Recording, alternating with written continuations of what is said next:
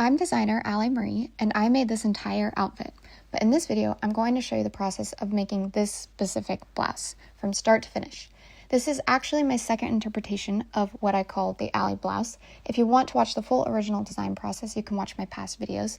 This version, though, is less about perfection and more about exploration, because this week I was testing the digitization before manufacturing, making sure that the shape, balance, and movement translated the way that I intended. And because this is just a test piece, I wanted to give myself a little bit more creative freedom and space to experiment. The inspiration for this one actually comes from apple trees and apple blossoms, because my grandparents had 4 apple trees in their backyard, and every fall our whole extended family would gather together to press fresh apple cider, which was one of my favorite childhood memories. And yes, fall has passed, which is exactly why I wanted this blouse to represent the opposite moment: spring blossoms. The first sign of renewal after a long winter. I've also spent a lot of my spare time this past month repainting my chain stitch machine bright pink, and to honor that, I wanted to make the apple blossoms pink on this red blouse. Jack also gave me a bias binding making machine for Christmas, and I was so excited to test that out. It probably saved me about an hour of time. Anyways, apple trees hold a lot of deep meaning for me, because just a few miles from my grandparents' home,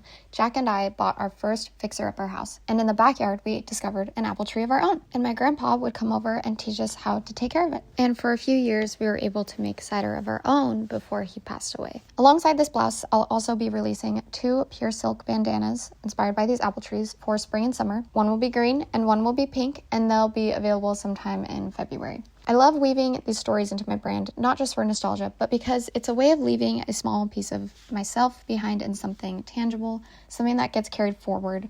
And that's what this blouse represents to me: renewal, tradition, and family.